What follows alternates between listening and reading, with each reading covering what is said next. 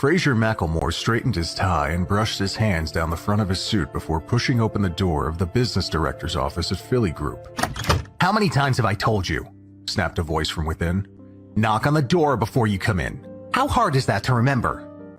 "My wife, can you stop reminding me of the rules?" he asked, smiling bitterly. He had anticipated the scolding, but it had still hurt. Natalia Laples, the business director of the real estate group, glared at her husband. "You know, because I'm your wife, I've tried to cut you some slack. You've been working here for 3 months, and I've tried to get your name out there. Tell me, how many properties have you sold?" Frazer shuffled his feet uncomfortably and said nothing. "You haven't brought in even a single customer," she went on. "What have you been doing?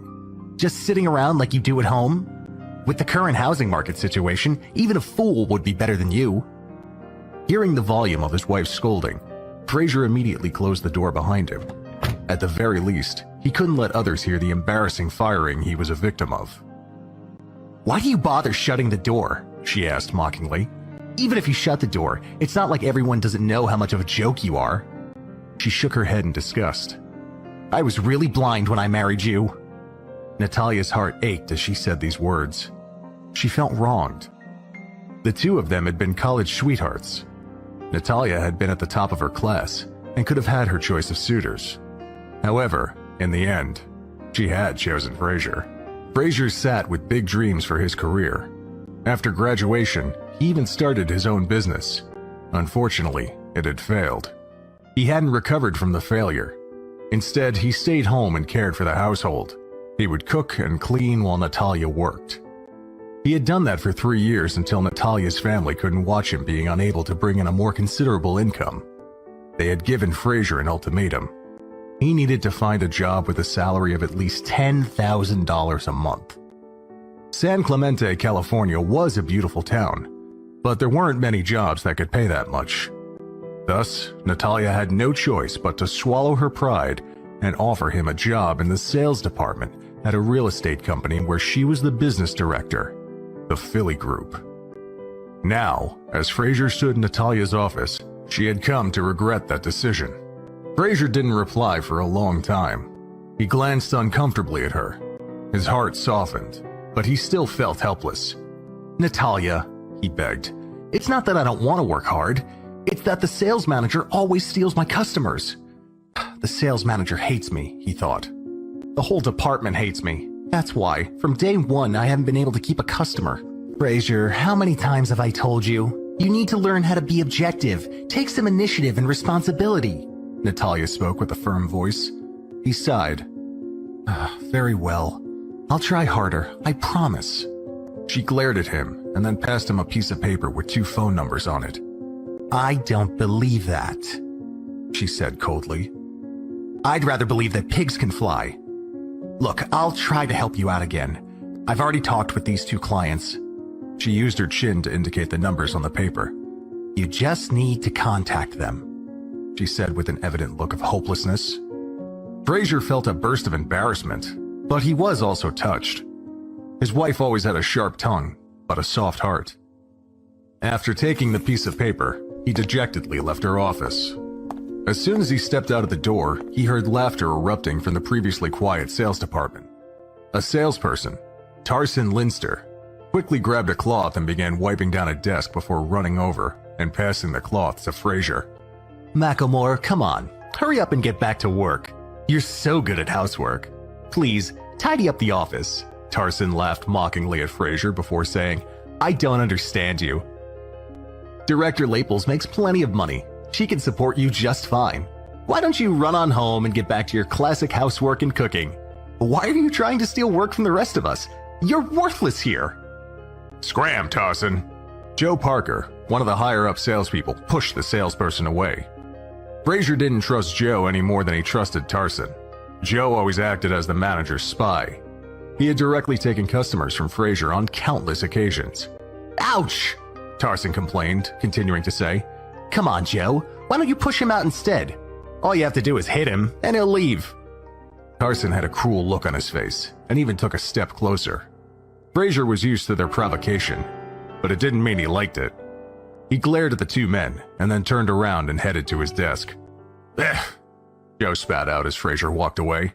That trash has really given our department a bad name. When the mocking voices faded and everyone started to get back to work, Frazer unfolded the note Natalia had given him. However, just as he was about to call the first number on the list, a large, middle-aged man walked over to stand beside his desk. Frazer peered up into the irritated face of his manager, Peter Earle. Peter glared condescendingly at Frazer before asking, "Macklemore, who gave you permission to use your personal cell phone on company time?" "I'm calling a client," Frazer said shortly. "Oh, really?" Peter sneered. "Do you really think that you'll succeed in making a sale? Why are you so stubborn?" Peter waved his arm towards the other salespeople. "Look at them. They can sell a property every few days. Then we have you. You're worthless. If it wasn't for the fact that your wife is the boss, I would have fired you long ago. Do you really think you can earn the same salary as those guys for doing nothing?" After his rant, Peter glanced at the two phone numbers on the piece of paper and grinned evilly. "Macklemore, this is your last chance," he said, issuing an ultimatum. "If you can sell 100 properties by 9 o'clock tomorrow morning, you can stay.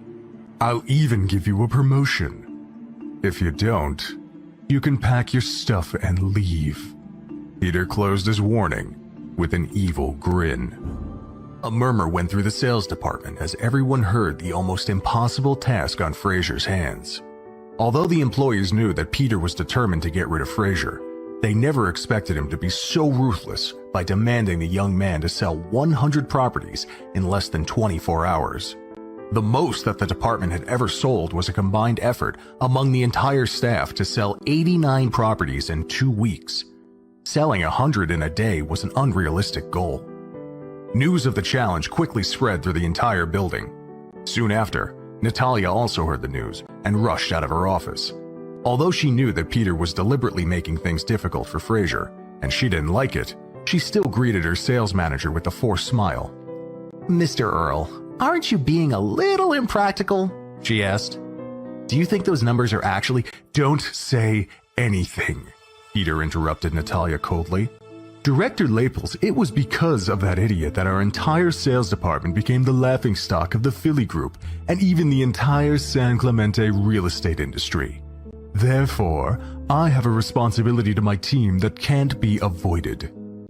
Peter stood up straight and announced, "By 9 o'clock tomorrow morning, if your useless husband can't sell 100 properties, then he'll be kicked out, and you'll be dragged along with him. Of course, in the meantime, feel free to help him out. He's going to need it." Looking at Peter's malicious smile, Frazer had the urge to punch the man in his smug face. But when he saw Natalia's unsteady feet, he rushed forward to support her. "Are you all right?" he asked softly. Natalia was still in a daze. She had come to the company soon after graduating from college and had worked hard to reach her current position. Now, in the blink of an eye, it could all be lost because of the ultimatum to her husband. "Have all these years of hard work just gone down the drain?" she wondered. "If I lose my job over this, how will we support ourselves? Will I have to rely on my useless husband?" This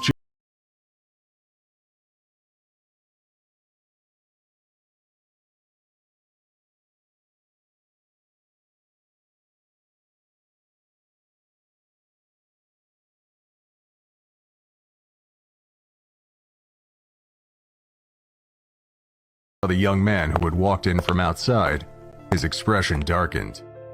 The young man was dressed extravagantly. Even the sunglasses he wore were worth hundreds of dollars. He was Moss Ferlin, a junior executive of the Philly Group. During Frazer's 3 months in his new position, he had seen Moss harass his wife countless times. It was a good thing that Natalia had some keen observation skills and could defend herself. Every time Moss tried to pester her, she was able to avoid his moves with great ingenuity and rationality. Regardless, it was annoying, and now that he had appeared at this awkward moment, Frazer had a bad feeling. "Director Laples, what's going on?" Moss asked in a strange tone. Before Natalia could respond, Peter stepped up and immediately explained the situation.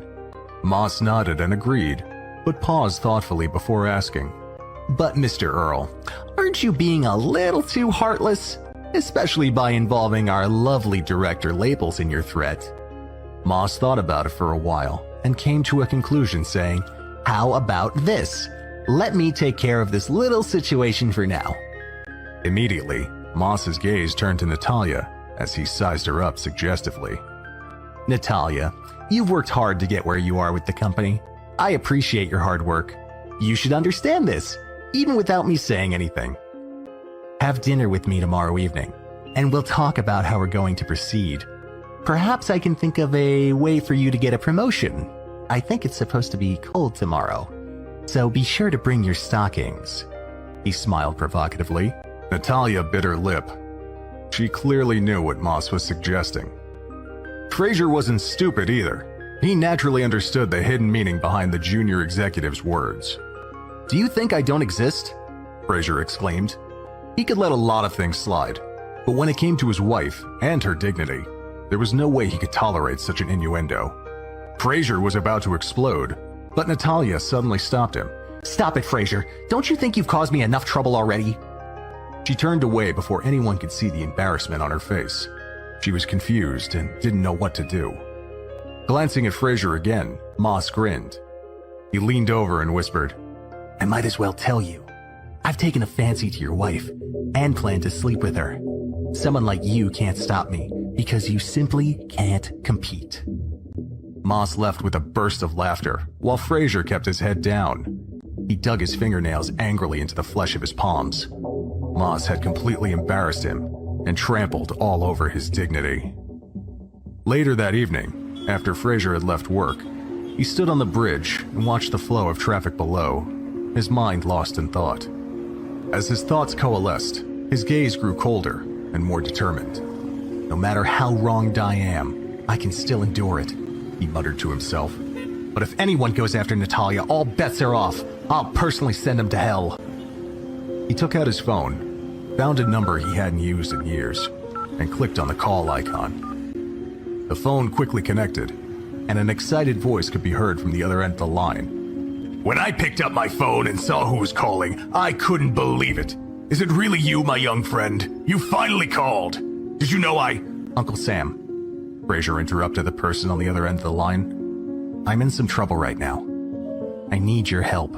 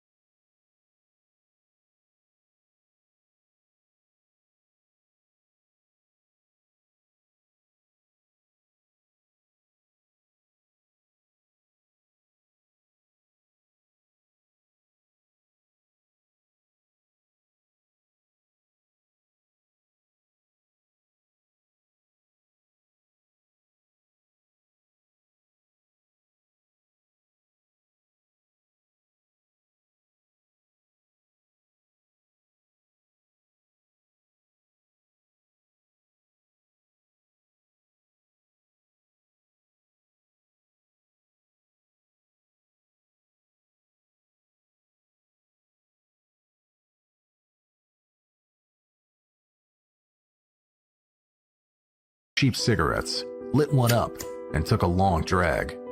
He sighed. It looks like the days ahead are going to be far from peaceful, he thought. Members of the wealthy class never seemed to be able to escape from their obligations. Frazer had chosen to leave his family because he didn't want to live a life of deception. But now, he had to face it bravely because his wife was being bullied. After letting out a long puff of smoke, he put out the cigarette and tossed it into the garbage. He then got into his car and drove to a corporate headquarters building across town. It was one of the largest companies in San Clemente, and he had been here many times during the past 3 months because he had been in charge of distributing and putting up flyers. The 2 women who worked at the front desk always gave him a hard time.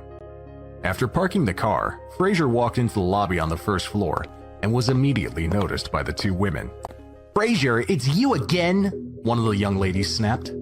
"You really have some nerve coming here again and again," the other announced coldly. "Well, don't come in. You're not allowed here anymore. Look at the notice." She pointed at the board behind her, which had a black and white photo of Frazer mounted on it. "Take a good look," the first woman said indignantly. "You've been put on our blacklist. I designed this announcement myself. How about that?" Frazer craned his head and saw that under his photo there was a short blurb. He read it silently. "Frazer, a useless salesperson at the Philly Group, has repeatedly snuck into our office area to distribute unwanted flyers. This worthless person, whose wife has repeatedly cheated on him, is not welcome in the building. Recently, the women's restroom has been subjected to a peeping Tom, and we suspect that Frazer is the culprit. As such, he has been put on the company's blacklist. If anyone sees him on the premises, contact security or a staff member immediately." After reading the description, Frazer frowned and thought, if they don't want me to put up flyers, that's fine. But why drag my name through the mud? Frazer took a deep breath and resisted the urge to lower himself to the level of the 2 women at the desk. He ignored the notice and said coolly, "Tell Mr. Wilson that I'd like to see him. Now." "Who's here to see Mr. Wilson?" asked a voice from behind them. At that moment, a balding middle-aged man walked out of the elevator. When he saw Frazer, he heaved a sigh and said, "Oh, so it's you. What are you doing here? Still trying to sell properties?" The man walked up to Frazer and sneered, "Maybe you're trying to sell your own property. Isn't it on the smaller side? Do you think my boss would like that? You're a fool." One of the women at the desk piped up, "Mr. Cole, I agree. Do you want me to call security?" She reached for the desk phone and started pressing the buttons. Frazer narrowed his eyes, snorted quietly, and then he smiled. He took a step back and sat down on the couch in the waiting area. Mr. Cole and the others stared at him in surprise. "Well, you're right about one thing," Frazer said calmly. "I'm here today to sell my house to your boss. In fact, I don't want to sell 1 property. I want to sell him 100. With that, Frazer took out his cell phone and directly called Henry Wilson, the corporation's president. His tone was full of arrogance as he ordered Henry to meet him in the lobby on the first floor within 3 minutes. Frazer's actions made the manager, Robert Cole, and the 2 front desk staff freeze in shock. They looked at Frazer and how he was dressed, and marveled at his audacity.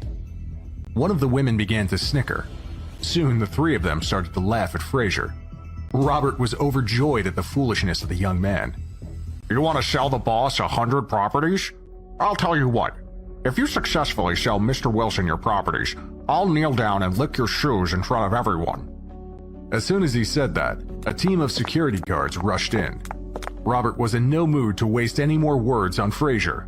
He impatiently waved his hand. "Take him away." "Not you again," one of the guards cried as he recognized Frazer. "You may have gotten away from us last time, but you won't escape so easily this time." Both guards advanced on Frazer as they pulled out their nightsticks to give him a beating. He stood and watched them step closer, a somber expression on his face. One of the security guards took a swing at him, but Frazer dodged it. The nightstick swung by him and smashed onto a glass-top coffee table. The glass shattered. "All of you, stop!" shouted a stern voice from nearby. The security guards froze, as did everyone else. "Mr. Wilson!" cried Robert in surprise. "What are you doing here? Can I help you with anything?" All eyes turned to the front desk, where Henry Wilson was standing, watching the unprofessional scene unfolding before him with disdain. Robert turned to give Frazer a stern look as he asked, "Why are you still standing there, Frazer? Get lost!" Henry's eyes widened in shock when he heard Frazer's name, and he stared at the young man before him. It's him, he thought in wonder. It's really him. "Get lost?" Henry snapped. "You're the ones who should get lost, you fools." He looked around at Robert and the others, his expression livid. "You're a bunch of idiots. Do you know who he is? Henry was dumbstruck. Frazer jumped in to interrupt. He didn't want too many people to know his identity just yet. "Mr. Wilson, I presume. I hope that you're available tomorrow morning at 9 o'clock to personally come to the sales department of the Philly Group to purchase 100 properties." Robert stared in shock. Had Frazer really asked his boss to purchase so many properties? He found himself even more startled a few moments later when Mr. Wilson spoke. "No problem, Mr. McElmore. I'll make sure to be there on time." The onlookers gasped and murmured to one another. Frazer turned his gaze on the stunned manager. "Well now, Mr. Cole, I'm an honorable man. I don't think there's any need for you to kneel down and lick my shoes. Your mouth is too dirty and smelly anyway." He glanced at his watch and saw that it was almost 6. He mumbled something incoherent about cooking dinner and hurried out.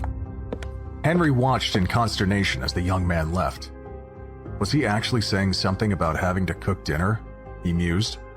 Why would someone of his power need to go home and cook something? He started to call out to the young man questioningly, but saw that he had already sped away. "Mr. Wilson, are you sure about all this?" came a voice from beside him. "Well, that man Frazer is just not trustworthy. Or maybe it's a mistake." Henry turned his cold glare on Robert. "I think you're the one who's made a mistake. Head to accounting and collect your last paycheck. You will not be coming back tomorrow. That's all." After saying that, Henry left without looking back. Robert watched the president of the company walk away from him. "He just fired me," Robert thought in a sulking state. His face paled as he looked around at the 2 women at the desk. They stared back at him. One of them quickly tore down the blacklist. The remaining fear in their hearts had yet to disappear. Both women were thinking the same thing. Who exactly is that guy? Frazer. The moment Frazer entered the house, Natalia's family was on his case. "Do you see what time it is? Are you deliberately making your family starve?" asked James, Natalia's older brother and Frazer's brother-in-law. Dorothy, Natalia's mother, who was busy in the kitchen, stuck her head out and said, "You're worthless. Do you think you're too good to cook for us anymore? Are you too good for this family?" "Mom, I went out to do something for work." "You what?" Natalia cried, walking in through the door right behind him. It seemed like she had been crying. "Are you okay?" he asked. "What?" she snapped. Before he could say anything, she stormed off to the bedroom and slammed the door. Frazer quickly finished preparing the meal before going and checking on her. He knocked, and then pushed the door open. However, he found that Natalia had her head down as she was going through her stocking drawer. Recalling Moss's words from earlier that day, Frazer was instantly angered. "Natalia!" he shouted. "What are you trying to do? Are you really going to humiliate me by accepting Moss's invitation? If you want to treat me like a good-for-nothing loser, fine, but don't do it at your own expense and reputation. Are you really going to betray our relationship?" Natalia was shocked. She gaped at Frazer with her almond-shaped eyes. That was the first time in her memory that Frazer had been angry enough to shout at her. Instantly, a strong feeling of resentment rose in her heart. "Frazer, are you a man or not?" She started throwing questions at him. "You dare to be mean to me now? Have you even stopped to think about why I might be doing this? Are you really so foolish? Do you really think I would need to compromise myself like this if you had even the slightest bit of skill at your job? Was there a need to degrade me like this?" Frazer was silent and lowered his head in shame. Indeed, he was well aware of how many times Natalia had taken the flak for him during the years he had been in the family. Hearing Natalia's sobbing, Frazer's heart softened, and his anger dissipated. He tried to reach out and give her a hug to comfort her, but she pushed him away. "Don't touch me!" she barked. "I'm really sick of you. After enduring for so many years, I'm tired of trying. If it doesn't work out, then do as my parents say.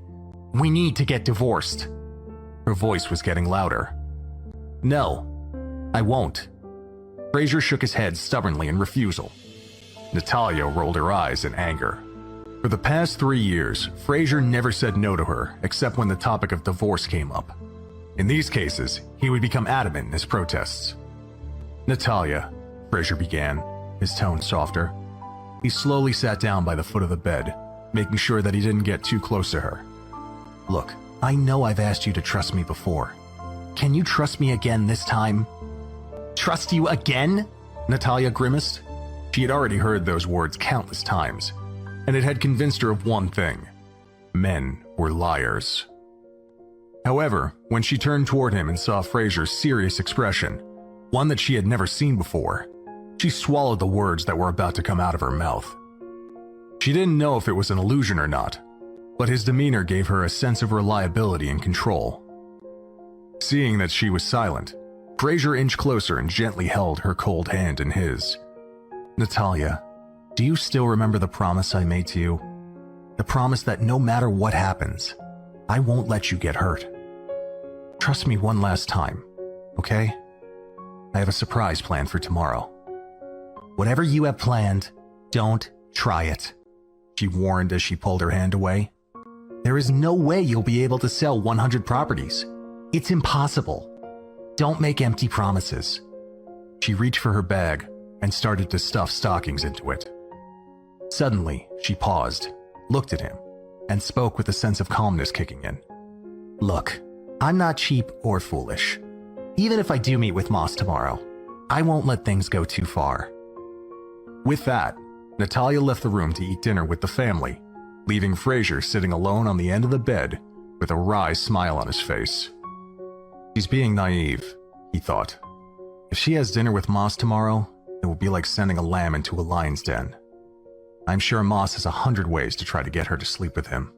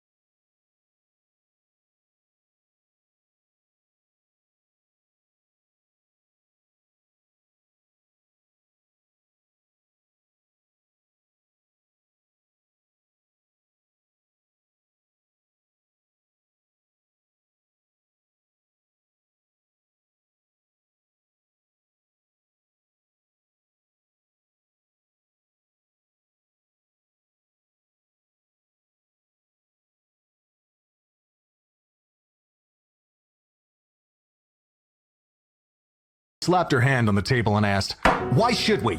This house is 2,000 square feet, so why can't it accommodate the two of us? That woman is asking too much before she's even married. She's way too overbearing. James immediately tried to protect his fiancée. Be careful, Natalia, that's rude. She's your future sister-in-law, so change your attitude. Also, you're already married. Just because you're married to a loser, you can't expect our entire family to support him. Finally, Houston slammed the table with his fist and shouted, Enough! Your mother and I have only one son, and we'll be leaving this house to him in the future. Natalia, you're earning quite a bit now, so it's not like you can't support yourself, Dorothy chimed in. You're being ungrateful, Natalia hissed. I might have earned a lot, but I've paid more than my fair share into this family. Seeing that his wife's anger was building to a dangerous level, Frazer whispered to her, Natalia, don't argue with them. It's fine if we need to find our own place. James looked appreciatively at Frazer. Previously, he was worried that Frazer was only after a stake in his inheritance. Natalia cursed angrily at her husband. You're pathetic, she said. You're the one who said that I shouldn't allow myself to be bullied. You're just too weak. She angrily left the table and returned to her bedroom. Frazer followed her, and soon, Natalia's indignant voice could be heard again as she continued to berate her husband from the bedroom. James didn't take it to heart, but when he saw that his parents seemed pretty disappointed, he said, Dad, Mom, don't worry about it. Let's just eat. Although Frazer is a waste of space, at least his cooking isn't so bad. Later that night, Frazer got up from bed, walked over to Natalia's bedside, and knelt next to her. He felt sorry for her when he saw that she was still frowning even though she was asleep. There were traces of tears on her face.